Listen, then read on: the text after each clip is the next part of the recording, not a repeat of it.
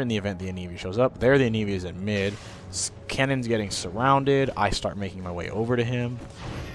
There's the Hawk Shot, which catches the cannon, but does not catch me. Unfortunately, I don't have wards out here, so I really can't make much of a maneuver. There I see the Udyr, the Anivia. I get caught by the Anivia. I take a lot of damage there. But, you know I have the drain play coming up, so I mentioned to my teammates I really badly need to drain something in our grouping. I don't really care what, but here it is. I have to go for the cannon minion because I know that that'll give me the most drain time. There you go. Get the drain time in.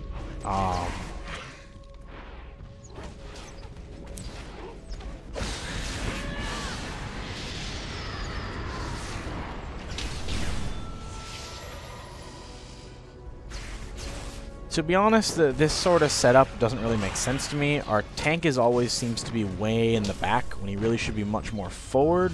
If he wants to go aggressive, we honestly could probably have jumped them here in about 2 seconds. My ult's back.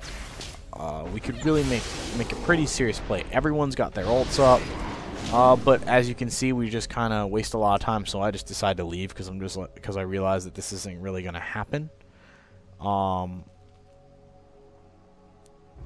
And then I noticed that it looks like it was dividing away. And then, since we don't see it happen, a few of us decide we should go take Dragon.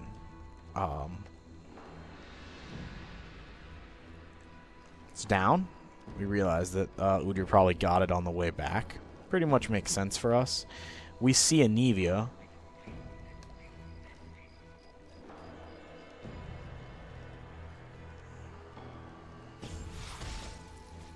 I decide to back off because there's 3 here.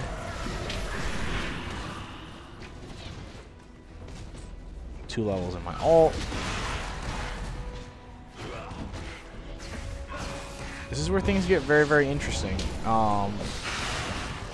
Again, you'll notice the stacking isn't quite right. You know, if their team was really, really great, it was really, really good at kind of taking advantage of our position game, they'd see that our tank has kind of wandered to the side here. Not really sure where he's going. Oh, ward drop, I guess, to check the blue buff on their team. There you see the cannon stacking up there. The Anivia ports away, which should immediately be a cue for us to just jump. Cannon's fighting the Ashe right there. He ult plays her, basically getting rid of her. I'm setting up to just jump right here, except that you know, I really need our tank to go in first. But as he's a little bit skittish here, I decide to wait. We notice Anivia coming down, so we just start chucking stuff at her. She flashes away. We choose not to pursue. I start coming back around. I get caught off position slightly. I flash away. Not the best timing for me. He ult plays them. I start draining, hoping to do a little bit more damage. Not enough.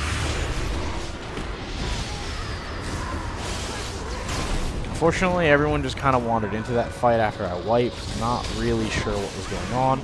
Also, not really sure what our tank was doing here. But, you know, sometimes you just get a little bit off position.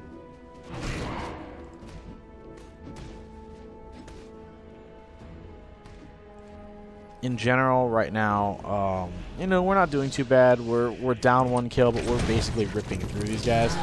Unfortunately, our Tristana chose to stand with the Ashe, not knowing, well, not realizing that Ashe's ult comes back pretty quickly.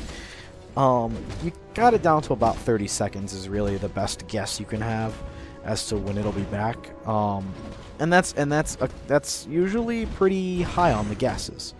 You know, 30 seconds is a very, very very low number, which means obviously that you're going to be when you go in with that idea, you have to be considering the fact that they probably are going to ult right there. So I'm looking for the Nunu. He's not there. Decide to walk out. There's our cannon. I don't have any wards at this point, which I did not buy any. I did not get a chance to go back to really pick up any. There we catch sight of the Nunu coming around. 3 at mid. It's very, very easy shot for us right now. They're really trying to put damage on this turret. We move